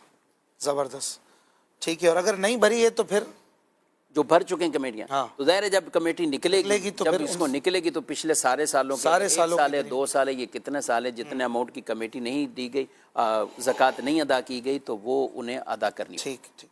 عبدالحبیب بھائی، سیدہ کائنات کا تذکرہ ہو اور پردے کی بات نہ ہو، پردہ ایک بہت وسیع ٹاپک ہے اور کئی لوگوں کو یہ سمجھ میں نہیں آتا کہ یہ بھی قید و بند سمجھتے ہیں، تو کیا پردے کے فوائد ہیں اور سیدہ کائنات کا پردہ کیسا تھا؟ سبحان اللہ، خاتون جنت کا پردہ تو اللہ اس کا کہتا ہے نا کہ ذرہ عطا فرما دے آج کل کی خواتین کو۔ نبی پاک علیہ الصلوۃ والسلام کی اس عظیم شہزادی کے بارے میں آتا ہے کہ نبی پاک علیہ الصلوۃ والسلام کے دنیا سے پردہ فرمانے کے بعد کیونکہ بہت پیار تھا، بہت قرب بھی تھا، تو وہ مسکراتی نہیں تھی، مگر ایک ہی بار وہ مسکرائیں، اور وہ مسکراہٹ اس لیے ہوئی کہ ان کو ایک ایسی ڈولی دکھائی گئی کہ جب ان کا انتقال ہوگا تو جنازہ اگر اس ڈولی میں لے کر جایا جائے گا تو کسی غیر مرد کی نظر نہیں پڑے گی۔ سبحان اللہ اکبر، جنازے پر بھی کسی غیر مرد کی نظر نہ پڑے، یہ اس پر خوشی کا اظہار اور اس کا بھی اہتمام۔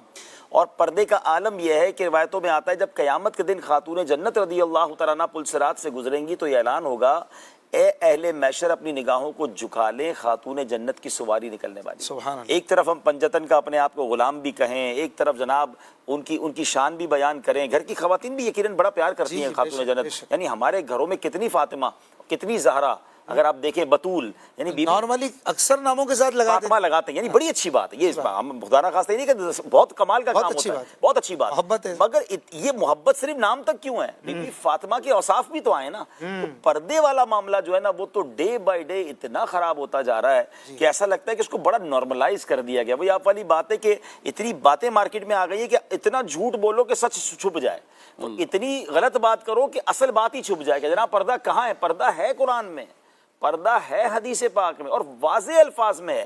عورتوں کے لیے تو پردہ ہے، مردوں کو بھی حکم ہے اپنی نگاہیں نیچی رکھیں۔ عورتوں کو، اور ایک میں نے حدیث پاک پچھلے دنوں پڑھی جس کا مضمون تھا کہ دیکھنے والے اور دکھانے والیاں دونوں پر لعنت ہے۔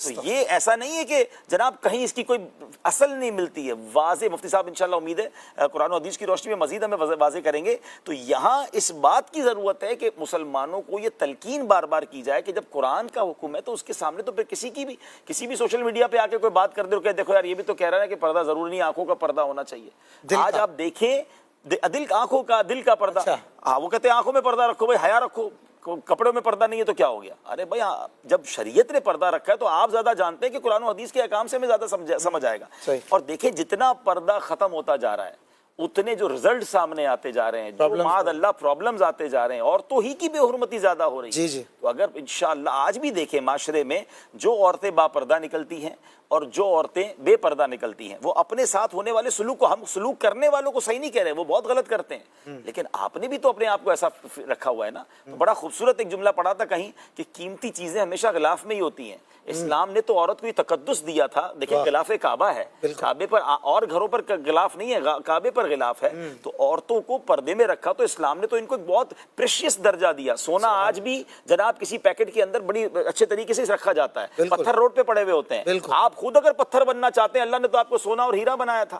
آپ قرآن پاک کو دیکھیں، عام کتابیں ویسی پڑھی ہوتی، قرآن پاک جلدان کے اندر لپٹا ہوتا ہے۔ تو اس قدر تقدس اسلام نے عورت کو دیا، وہ خود پردہ اتار کر اور سمجھ رہی کہ جناب یہ مجھے آزادی مل رہی ہے، آپ کے ساتھ گیم ہو رہی ہے، آپ کو ایک طرح سے کھلونا۔ مجھے بتائیں نا کون سی ایڈورٹائزمنٹ ہے جس میں عورت کو صرف سامان بیچنے کے لیے نہیں پیش کیا جا رہا، یعنی مردوں کی آئٹمز میں، ایک تو چلے کوئی عورتوں کی چیز ہو، آئٹم مردوں کی ہے، اب موٹر سائیکل ہے، ریزر ہے، یعنی بہت ساری ایسی چیزیں ہیں جو مرد استعمال کر رہے ہیں، اور اس کے اندر کیوں عورت دکھانی ہے کہ جناب معاذ اللہ اس کا حسن دکھا کر، اس کی بے پردگی دکھا کر ہمارا مال بک جائے گا. تو اللہ عورتوں کو عقل دے کہ وہ کیوں ایسا کرتی ہیں، اور اللہ بی بی خاتون جنت بی بی فاطمہ رضی اللہ تعالیٰ عنہا کے صدقے اللہ کرے کہ پردے کی. اور عبداللہ بھائی پردے میں بھی بے پردگی ہونے لگی ہے نا اب تو.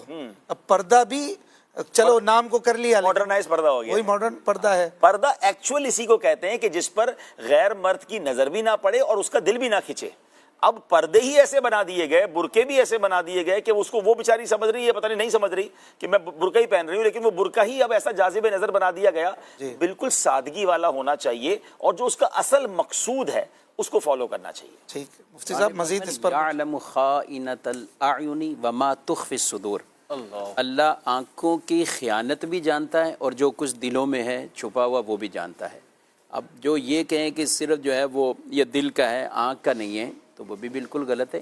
قرآن مجید فرقان حمید میں یہ واضح طور پر بیان فرمایا قل للمؤمنین یغضوا من ابصارہم ویحفظوا فروجہم، کہ آپ مومن مردوں سے ارشاد فرمائیں کہ وہ اپنی نگاہیں جھکائیں اور اپنی پاک دامنی پارسائی کی حفاظت کریں.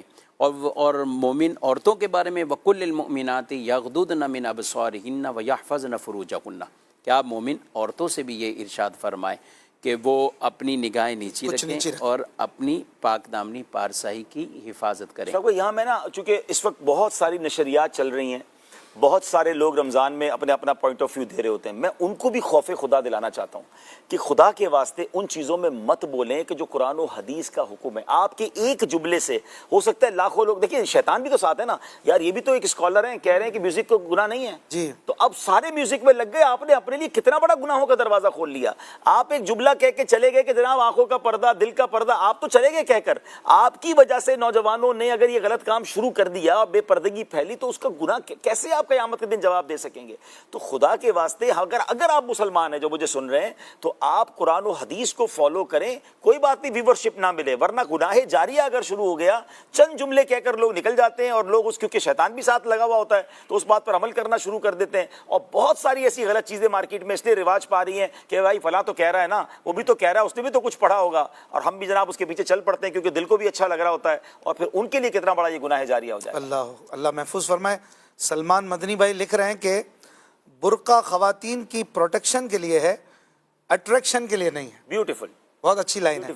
ہم ایک لائن روزانہ مہروز بھائی سے بھی لیتے ہیں. کوئی آج کا جملہ، کوئی کام کی بات کیا سکھائیں گے؟ ایک بات یہ عرض کرنا چاہ رہا تھا کہ کل بھی بات ہوئی تھی، آج بھی ہوئی اور ہوتی رہے گی. اور مختلف حالات ہیں لوگوں کے، بعض لوگ ماضی کے غم لے کے بیٹھے ہوئے ہیں، بعض لوگ مستقبل کے فیوچر کی جو ہے نا وہ پلاننگ کا حصہ بنے ہوئے ہیں، اور اس میں ان کا جو پریزنٹ ہے، حال ہے، وہ خراب ہو رہا ہے. تو کسی کہنے والے نے کہا اور بڑی حکیمانہ بات کہی کہ اگر زندگی کا سکون چاہیے تو لمحہ موجود میں جینا سیکھو. یہ جو لمحہ موجود ہے، پریزنٹ ہے، اگر اس کو آپ نے صحیح فیس کر لیا، اس کی قیمت سمجھ لی اور اس مقام پہ آپ نے جو بھی کرنا تھا وہ کر لیا، تو آپ کو نہ ماضی کا غم رہے گا نہ مستقبل کی فکر رہے گی. اگر ہم غور کریں تو ہم میں سے بہت سارے لوگ تکلیف میں جو ہیں وہ ماضی کے کسی بات پر ہیں، نوسٹلجیا کا شکار ہیں یا دیگر چیزیں، پچھتاوا ہے ان کو، ماضی کو لے کر بیٹھے ہوئے ہیں. اور ماضی تو جو گزر گیا وہ ہاتھ آنا بھی نہیں ہے، لیکن لمحہ موجود جو ہے، جو پریزنٹ ہے، وہ بھی اس میں ہاتھ سے جاتا جا رہا ہے. تو اپنے جو لمحہ موجود ہے، پریزنٹ ہے، اس کو اویل کریں، اور جو نعمتیں آپ کے پاس ہیں، جو تعلقات آپ کے پاس ہیں، جو چیزیں آپ کے پاس ہیں، ان کا جائز فائدہ اٹھائیے. اللہ نے چاہا تو جب آپ اگلے لمحے میں جائیں گے تو یہ لمحہ آپ کا ایک اچھا ماضی بن چکا ہوگا. اچھا ماضی. پیاری بات ہے کہ پچھلا کل آئے گا نہیں، اگلا کل کا پتہ نہیں ہے. جو ہے اس کو انجوائے کر لیں، گو ود دا فلو. جو ہو رہا ہے اس کے ساتھ جیے اور اچھے طریقے سے جیے، اللہ کی رضا پر راضی رہیں، تو انشاءاللہ اگلا آنے والا کل بھی اچھا ہو جائے گا انشاءاللہ. مفتی صاحب کسی نے پوچھا ہے لڑکے اور لڑکی کی بلوغت کی عمر کیا ہے؟ پیوبرٹی کب آتی ہے؟ لڑکے اور لڑکی کے جو بلوغت کی عمر ہے، لڑکیوں کے لیے 9 سال سے لے کر 15 سال کے دوران، اور لڑکا 12 سال سے لے کر 15 کے درمیان. اگر ان میں کوئی بلوغت کے آثار علامات پائی جائیں تو یہ بالغ، اور اگر کوئی آثار علامت نہیں ہے تو 15 سال یعنی اسلامی سالوں کے مطابق جب لڑکے یا لڑکی کی عمر 15 سال ہو جائے گی تو دونوں بالغ شمار ہوں گے.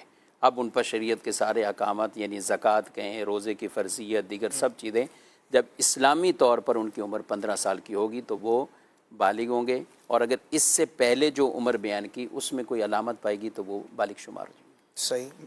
عبدالحبیب بھائی آپ جواب دیجئے. میرے والد صاحب، میرا نام اپنا فاطمہ بتایا یا نام کے ساتھ جڑا ہوگا تو وہ مجھے فاطمہ کر کے بلاتے ہیں، پیار سے فاطمہ، یا اس طرح کوئی، یا بعضوں کو انگلش میں بھی کر دیتے ہوں گے فیٹی، اور اس طرح سے یہ نام بگاڑتے ہیں. تو میں اس پر میرے ابو کو کچھ سمجھائیں. نہیں، بہت بہت اچھی بات کہی، اور خاص طور پہ ایسے مقدس نام. اگر اس میں تو مفتی صاحب بتائیں کہ اگر کوئی یہ نیت کر لے کہ نبی پاک علیہ الصلوۃ والسلام اپنی شہزادی کو فاطمہ کہہ کر پکارتے تھے، تو میں بھی اپنی بیٹی اگر اس کا نام فاطمہ رکھوں تو کیا مجھے اس کا بھی اجر، اس ادا کو ادا کرنے کا تو ثواب ملے گا؟ بالکل لازمی ملے گا. اب تو سوچیں نا کہ اگر وہ ادا یاد ہے تو پھر تو نام نہیں بگاڑنا چاہیے. ویسے بھی انگلش میں بگاڑتے ہیں. ہاں، ویسے میرا یہ تو مفتی صاحب بتائیں گے کہ شارٹ نام رکھنے میں یوں حرج نہیں ہے اگر اس کا کوئی نک نیم کو، اگر اس کا کوئی غلط معنی نہ بنتا ہو، لیکن بہت اچھا نام آلریڈی ہے اور اسی کو آپ کیوں بگاڑ رہے ہیں؟ اب گڈو، پپو، راجو کو الگ سے وہ الگ سے ہے نا. آپ نے اب جیسے یہ بیرون ملک میں تو بہت پرابلم ہے. اب میں ایک صاحب سے ملا، ان کا نام سولی.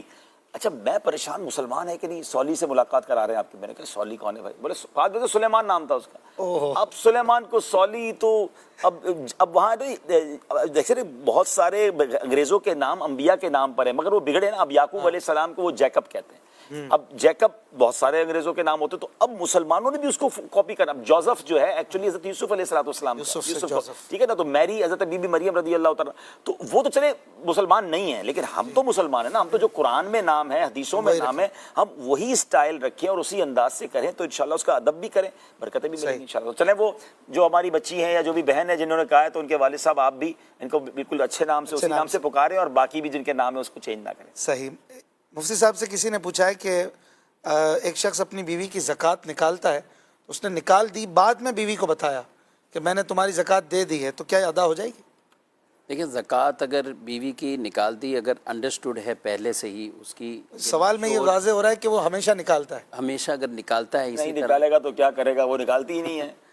تو یہ بھی تو بتائیں نا، ان کو بھی تو کہیں سارے ہم نہیں دینے ہیں، وہ سونا دبا کے بیٹھتی ہیں اور مرد کو زکوٰۃ دینی پڑتی ہے.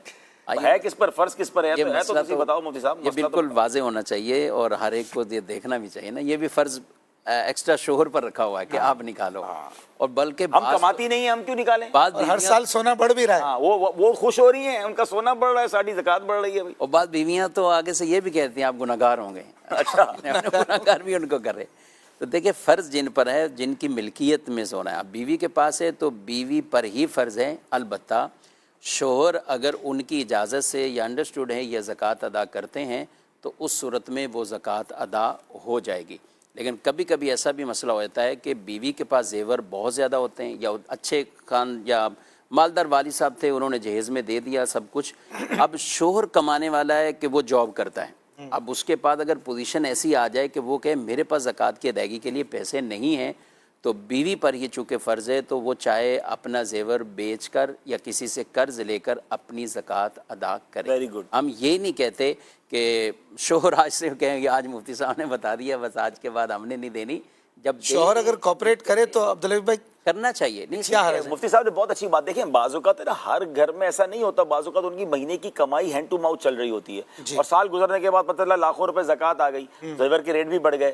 تو دونوں کو کوآپریٹ کرنا چاہیے. اگر شوہر کے پاس نہیں ہے تو اس پہ پریشر نہ ڈالیں بھائی، آپ تھوڑی سی اس پہ سونے سے ایک چھوٹا ٹکڑا بیچ دیں بھائی، صحیح، اب اور بڑھ جائے گا، اللہ پاک برکت ڈال دے گا. قیمت تو بڑھی رہی ہے، زکوٰۃ نکالنی ضرور چاہیے. ایک وضاحت فرمائے گا. آپ نے فرمایا کہ اگر بیوی کی اجازت سے دیتا ہے تو ادا ہو جائے گی، اور اگر بیوی کے حکم سے دیتا تو ہو جائے گی ادا. حکم سے بھی ادا ہو جائے گی، حکم سے بھی ہو جائے گی. چلیں جی، محبت کی بات ہے یہ، کال دیجیے گا. چلیں جناب.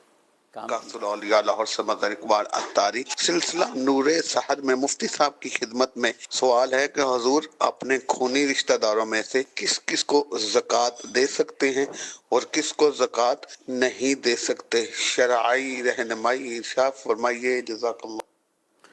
اپنی اولاد کو زکوٰۃ نہیں دے سکتے، اپنے کوئی بھی دادا دادی، نانا نانی، اسی طرح نیچے اگر دیکھیں تو بیٹے بیٹیاں، پوتے پوتیاں، نواسے نواسیاں، ان کو زکوٰۃ نہیں دی جا سکتی.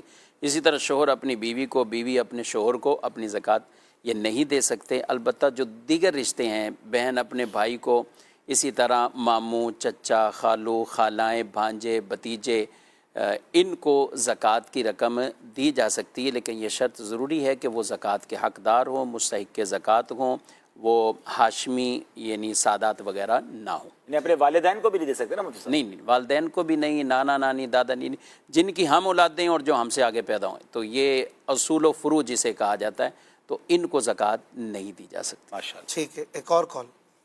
روزے میں ناخن کاٹنا جائز ہے؟ جی، ناخن کاٹ سکتے ہیں، اس میں حرج نہیں۔ جی کال۔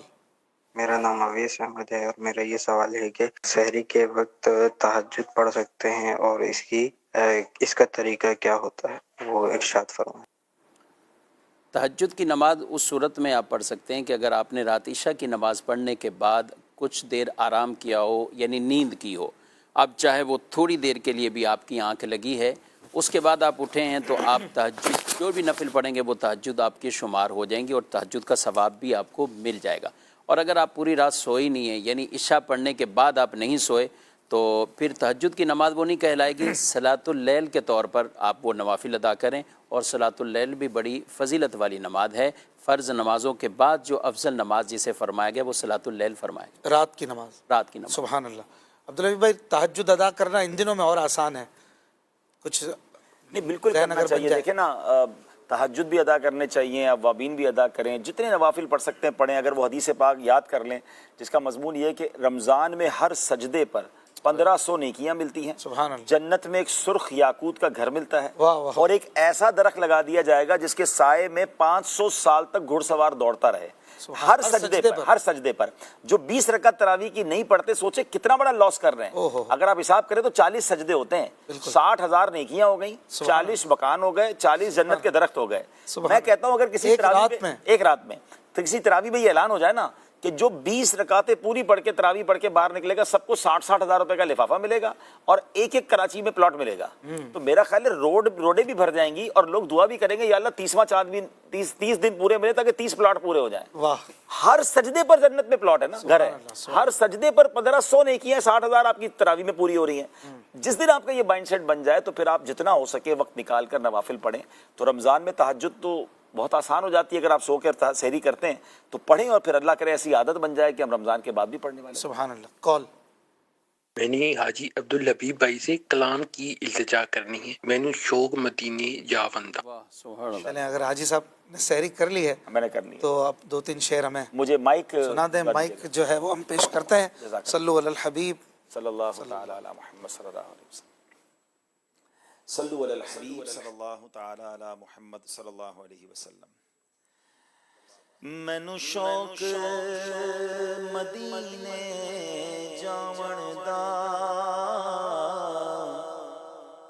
میرے دل وچ حسرت ہور نہیں، آقا تیری مرضی ہے، ساڈا تے کوئی زور نہیں، آقا تیری مرضی ہے، ساڈا تے کوئی زور نہیں، میری عقل بھی نہیں، میری شکل بھی نہیں، مینوں یار مناؤن دا ڈھنگ بھی نہیں، میری عقل بھی نہیں، میری شکل بھی نہیں، مینوں یار مناؤن دا ڈھنگ بھی نہیں، میرا عشق بھی رومی ورگا نہیں، میرا عشق بھی رومی ورگا نہیں، میری جامی ورگی ٹور نہیں، پر مینوں شوق مدینے جاون دا، میرے दिल विच हसरत होर नहीं, आका तेरी मर्जी ये, आका तेरी मर्जी ये, साडा ते कोई जोर नहीं। मेरा इश्क ये कहना है हौसला रख, आका दा बुलावा आवेगा। मेरा इश्क ये कहना है हौसला रख, आका दा बुलावा आवेगा। हर की करिए बेसब्री दा, पर की करिए बेसब्री दा। मेरे दिल विचों ਜਾਂਦਾ ਚੋਰ ਨਹੀਂ, ਮੈਨੂੰ ਸ਼ੌਕ ਮਦੀਨੇ ਜਾਵਣ ਦਾ। ਮੇਰੇ ਦਿਲ ਵਿੱਚ ਹਸਰਤ ਹੋਰ ਨਹੀਂ, ਆਕਾ ਤੇਰੀ ਮਰਜ਼ੀ ਏ, साडा ते कोई जोर नहीं। सुभान अल्लाह, सुभान अल्लाह, माशाअल्लाह। मदनी चैनल के नाज़रीन, अमीर अहले सुन्नत दामत बरकातुहुल आलिया की सहरी के मनाजिर भी हम देखते रहेंगे और प्रोग्राम भी इख्तितामी लम्हात की तरफ है। जल्द ही अमीर अहले सुन्नत के साथ दुआओं में शामिल होंगे। तीसरी सहरी, तीसरी शब इख्तिताम की तरफ है और कराची में बिल्कुल आखिरी लम्हात हैं। अपनी सहरी का ध्यान रखिए। अमीर अहले सुन्नत भी इख्तिताम, सहरी के इख्तिताम की तरफ हैं। मुफ्ती साहब, सईदा कायनात रज़ियल्लाहु अन्हा के हवाले से गुफ्तगू हुई। किसी ने सवाल किया है कि आपका मुबारक जहेज़ बड़ा मशहूर है, इस हवाले से अगर कोई रहनुमाई हमें मिले कि क्या जहेज़ वग़ैरह होना चाहिए। बाज़ लोग महर में कोशिश करते हैं कि हम वो फॉलो करें, उनको कॉपी करें, इस हवाले से क्या तरगीब होती है? सईदा कायनात सईदा फ़ातिमा रज़ियल्लाहु ताला अन्हा को जहेज़ तो बहुत ही एक मुख्तसर सा वो जहेज़ था, और जो नबी करीम सल्लल्लाहु अलैहि वसल्लम ने उन्हें अता किया। महर के हवाले से बेसिक आपने जब हज़रत अली रज़ियल्लाहु ताला अन्हु से ये इजाज़त अता फ़रमाई और उन्हें बशारत अता फ़रमाई कि आसमानों पर फ़ातिमा और अली का निकाह हो चुका है, अब ज़मीन पर भी, तो महर की तैयारी करो। तो वो जो महर था जिसे हम महर फ़ातिमी कहते हैं, तो ये 150 तोले चांदी, 150 तोले चांदी जी आज के दौर में इसकी जो अमाउंट बनती हो, अगर कोई ये रखना चाहे ख़ास इनकी निस्बत से, आजकल तो बहुत बड़ी रकम बनेगी। ज़ाहिर ये रकम ज़्यादा वो बड़ी थी। नबी करीम अलैहिस्सलाम ने जो महर की कम अज़ कम मिकदार जो बयान फरमाई है, तो वो तो 10 दिरहम बयान फरमाया, यानी 2 तोले 7.5 माशे चांदी। अच्छा, अब ये अमाउंट तो 10,000 के अंदर अंदर ही बन जाएगी। जी 7, 7.5, 8,000। 2 तोले 7.5 माशे चांदी, जो कम अज़ कम महर होना ज़रूरी है। अगर इससे भी कोई काम, जैसे आजकल कितना बनता है मुफ्ती साहब पाक रुपीज़ में? जी, पाकिस्तानी रुपीज़ में तकरीबन कम से कम महर तकरीबन 7-8 हज़ार से ज़्यादा नहीं है। जी हाँ, अच्छा, ये इतना 10,000 के अंदर अंदर ये तो चेंज होता रहता है ऊपर नीचे। 52 तोले की 170 बन रही है तकरीबन, 1,70,000। तो ये यानी आज के दौर में अगर 10,000 12,000 रुपये भी नॉर्मल ये रखता है, तो ये महर उसका कम अज़ कम मिकदार वाली वो। बाज़ लोग समझते हैं महर फ़ातिमी ही ज़रूरी है। नहीं, महर फ़ातिमी वरना निकाह नहीं होगा। नहीं, ये नहीं, ये बिल्कुल गलत है। आप कोई रखना चाहे उस निस्बत से, या नबी करीम अलैहिस्सलाम के भी जो महर है उसमें भी काफ़ी डिटेल तफसील, बाज़ अज़वाज के तो बहुत ज़्यादा थे, उम्मे हबीबा रज़ियल्लाहु ताला अन्हा इस तरह मुख्तलिफ, लेकिन महर फ़ातिमी जितनी उसकी मिकदार जो बयान की, अब इतनी कोई रख लेता है तो ठीक है, इस निस्बत से रखता है, लेकिन दोनों फ़रीक़ैन की रज़ामंदी से ही महर तय होना। एक کی طرف سے ہاں ہو دوسرے کی طرف سے نہ ہو تو یوں مہر وہ نہیں مقرر ہوتا. لڑکی والے ٹھیک ہے اپنی طرف سے اگر کہتے بھی ہیں زیادہ مہر رکھنا ہے یا ہم نے یہ رکھنا ہے تو لڑکے والوں کو گنجائش موجود ہے کہ وہ اس کا انکار کر دیں یا کہیں کہ ہم اتنے پہ ہم راضی ہیں, لیکن اتنا نہ ہو کہ جو 10 درہم 2 تولے 7.5 ماشی سے بھی کم ہو. مہر کے بارے میں تو رسول اللہ صلی اللہ علیہ وسلم کی ایک تعلیم یہ بھی ہے کہ جس کی ادائیگی آسان ہو, یعنی اچھا مہر جسے فرمایا گیا جس کی ادائیگی آسان ہو. یعنی جو لوگ یہ سمجھتے ہیں کہ رکھ لو لکھ لو جتنا بھی رکھنا ہے رکھ لو, اور قاضی صاحب مولانا صاحب بیٹھے ہوئے ہیں ان کو بول دیا ابھی لکھ لو اب اور رکھو بغیر معجل. اور ٹھیک ہے جو بھی اقسام ہیں اس کی مہر کی وہ اپنی جگہ ہے, لیکن نیت یہ ہونی چاہیے کہ میں نے یہ ادا کرنا ہے, میں اپنے ذمے لے رہا ہوں اس کو. ٹھیک ہے, تو یہ نیت بالکل نہیں ہونی چاہیے کہ کس نے لینا کس یہ تو فارمیلٹی ہے, دینا کس نے, بالکل نہیں ہونا چاہیے. اور یہ اس کی خاص وعیدیں بھی ہیں کہ اگر نیت نہ دینے کی ہو تو اس کی وعیدوں کو بھی بیان کیا گیا. ٹھیک ہے, امیر علیہ سنت کی طرف انشاءاللہ الکریم ہم بڑھیں گے اور دعا کا سلسلہ شروع ہونے والا ہے. چند اگر پوائنٹ مل جائیں عبدالحبیب بھائی, جہیز کی لالچ رکھنا اور اس کے مطالبات اور اس طرح کے معاملات, ظاہر ایک بڑا ٹاپک ہے یہ, اس پر 1-2 جملے آپ کے مل جائیں. واقعی بہت ساروں کی شادیاں مشکل ہو گئی ہیں, تو اتنا مشکل نہیں کرنا چاہیے اور ڈیمانڈ نہیں کرنی چاہیے. دنیا میں اب بھی کئی ملک ہیں جہاں لڑکی والوں نے کچھ نہیں دینا ہوتا ہے, لڑکوں والوں نے خرچ کرنا ہوتا ہے. اچھا, ہمارے یہاں بہت زیادہ یہ ہو گیا کہ سارا کچھ لڑکی والوں پہ ڈال دیا جاتا ہے. تو اس میں نوجوانوں کو اسٹینڈ لینا چاہیے کہ ہم اپنی شادی میں اپنی ہونے والی بیوی سے یا اس کے سسرال سے کچھ بھی نہیں, ہمارے اپنے سسرال سے کچھ نہیں لیں گے تو اللہ پاک غیب کے خزانوں سے آپ کو ویسے ہی عطا فرما دے گا. سسرال کے مال پہ نظر کیوں رکھنی ہے, اللہ سے یہ مانگے نا کہ اللہ مجھے اتنا دے دے کہ مجھے کسی سے لینے کی ضرورت ہی نہ پڑے. صحیح, ماشاءاللہ. انشاءاللہ. مفتی صاحب یہ جو خواتین بعض اوقات اتنا مہر رکھواتی ہیں یا گھر والے کہتے ہیں زیادہ رکھواؤ اس لیے کہ طلاق وغیرہ کے معاملات نہیں ہوں گے, اس کو اتنی رقم دینی پڑے گی تو بچی ہماری سیکیور رہے گی, یہ نیت کر کے مہر کی رقم بڑھوانا کیسا؟ مطالبہ تو کیا جا سکتا ہے, مہر کے اندر ہی کر رہے ہیں. یعنی بعض اوقات تو ایسا ہوتا ہے کہ جو ایکسٹرا اور مال لکھوا لیتے ہیں, طلاق دی تو اتنا جرمانہ دینا پڑے گا, اتنی پراپرٹی دینی پڑے گی, تو وہ تو جائز نہیں ہے.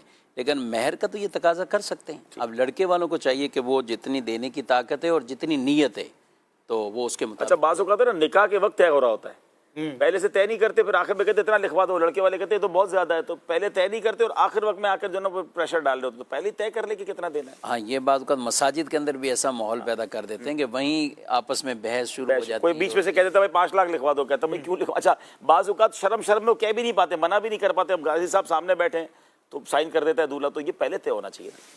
کتنا پہلے طے ہونا چاہیے؟ کوئی شریعت کا اس میں حکم ہے, یہ مشورہ ہے؟ نہیں, یوں پہلے سے طے ہونے کا مطلب یہ نہیں کہ جب سب چیزیں طے کرتے ہیں, سب چیزیں نکاح کہاں ہوگا, کب ہوگا, تو یہ بھی طے کرنا, سب چیزیں ہیں. مہمان بھی طے کر لیتے ہیں کتنے آپ کی طرف سے ہونے کتنے ہماری, تو اس کو بھی پہلے سے شمار کے. نہیں مسجد میں نکاح کر رہے ہیں تو ہر اس چیز سے بچنا ہے کہ جس سے مسجد کے تقدس. ایک جگہ میں نکاح پڑھا رہا تھا بھائی صاحب, وہاں پر واقعی جھگڑا ہو گیا, آوازیں بلند ہو گئیں, اور ایک گروہ کہہ رہا ہے معجل, دوسرے کہہ رہے ہیں نہیں ابھی نقد, تو طے ہی نہیں ہو پا رہا. پہلے طے کر کے نہیں, بھائی پہلے سے کر لیتے. یہ تو ایسے واقعات ہیں ایسے نا, ایک جگہ نکاح میں کہہ رہے کہ وہ شرط لکھے کہ اگر بیوی کو جو ہے وہ لڑکے گھر میں آئی تو اس کو ماہانہ 10,000 دینا پڑے گا. تو وہ لڑکے والے کہہ رہے ہیں اگر اس کی وجہ سے لڑائی ہوئی تو پھر نہیں دینا پڑے گا. میں نے بولا یہ کون طے کرے گا, فیصلہ کون کرے گا. ٹھیک ہے. تو یہ غلط شرطیں اس طرح کی. دوسری بات یہ کہ بعض اوقات تو نکاح بھی اب اتنا آرڈنری سمجھ لیا کہ ان کو یہ بھی نہیں پتا کہ کوئی وکیل بھی ہوتا ہے, کوئی گواہ بھی ہوتے ہیں, آ کے بیٹھ جاتے ہیں. بھائی آپ نے کوئی اجازت لی ہے تو منہ دیکھے ہوتے ہیں, اجازت بھی لینی ہے, اور کیا کوئی وکیل بھی ہوتا ہے. اچھا جو اجازت, اچھا یہ بھی ہوتا ہے کہ جو اجازت لے کر آئے وہ نکاح میں ہی نہیں ہوتا. اچھا ہاں میرے ساتھ ہوا بھائی, میں نے کہا وکیل کی طرح, بولے وہ تو نہیں آیا. تو بھائی آپ کو کچھ پتہ ہی نہیں ہے لوگوں کو, بس وہ سب آئی جاتے ہیں فارمیلٹی پوری کرنے کے لیے. امیر علیہ سنت کی طرف چلتے ہیں, آئیے مل کر دعا میں شامل ہوتے ہیں. طاقت بھی ملے, ہمت بھی ملے, کوئی ناخوشگواری ہماری صحت کے ساتھ, طبیعت کے ساتھ, حالات کے ساتھ نہ پیدا ہو. اے اللہ پاک سارا ہی رمضان ہمارا تیری عبادت میں گزر جائے, کاش سارے روزے پورے ہوں, تراویح دیگر نمازیں دل جمعی کے ساتھ خشوع و خضوع کے ساتھ ادا کرنے کی سعادت ملے. اے اللہ پاک یہ ماہ رمضان ہماری مغفرت کروائے بغیر نہ جائے.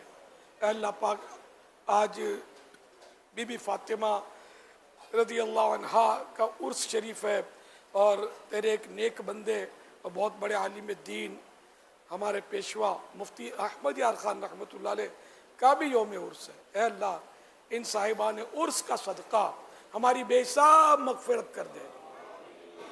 الہ العالمین अशर रहमत जारी है, अशर रहमत का सदका हमारी झोली में डाल दे, अशर रहमत के सदके हमें अपनी रहमतों में ढांप ले, अपनी रहमत से हमारी बिगड़ियां बन जाएं। या अल्लाह पाक उजड़े आबाद हो जाएं, बिछड़े मिल जाएं, दुखी सुखी हो जाएं, जो बदहाल है खुशहाल हो जाएं। ऐ अल्लाह पाक सब पर अपनी रहमतें नाजिल फरमा दे, सबके काम बना दे। हम बंदे गंदे हैं, ऐ अल्लाह पाक तू पाक है, हमारी गुनाहों की जो कालक है उसको मिटा दे, आमाल नामाल की सियाही मिटा दे, हमारे आमाल नामे को नेकियों से भर दे, हमारे गुनाहों को नेकियों से बदल दे। तेरे लिए कोई मुश्किल नहीं है। ऐ अल्लाह पाक हमारे ईमान पर सलामती की मोहर लगा दे।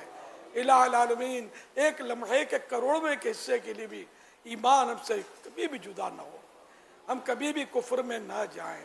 ऐ अल्लाह पाक हमेशा हमेशा सोते जागते उठते बैठते होश बेहोश हर हालत में हम मुसलमान ही रहें। इलाहुल आलमीन हमें जहन्नम के अजाब से बचा, अजाब कब्र से बचा, क़यामत की होलनाकियों में हमें सुकून नसीब फरमा, महबूब के झंडे तले जगह नसीब फरमा, दामन मुस्तफ़ा में पनाह मिले, महबूब की शफाअत नसीब हो जाए। अल्लाहुम्मा सल्लिमनी मिन रमदाना वसल्लिम रमदान अली वसल्लिमहु मिन्नी। ऐ अल्लाह पाक हमारे मरीज शिफा याब हों, मकरूज कर्जों से निजात पाएँ, बेरोजगारों को हलाल व आसान रोज़ी मिल जाए, बे औलादों को नेक औलाद बाआफियत बगैर ऑपरेशन के इनायत हो, बेटियों के तलबगारों को बेटियाँ, बेटों के तलबगारों को बेटे मिलें। ऐ अल्लाह पाक झूठे मुकदमे जिन पर बने ख़त्म हों। ऐ अल्लाह पाक मजलूम कैदी रिहा हो जाएं, घरेलू नाचाकियाँ दूर हों, रिश्तों की रुकावटें दूर हों। या अल्लाह पाक हमारे वतन अजीज़ को अमन का घेवारा बना। ऐ अल्लाह पाक अंदरूनी बैरूनी साजिशों से बचा। ऐ अल्लाह पाक आलम इस्लाम पर रहम करम फरमा, सब पर अपना अजान सहरी का कहते रहते हैं होने के दुआ बाद के वास्ते नमाज फजर के लिए दी जाती हैं। अजान का रोज़ा बंद करने से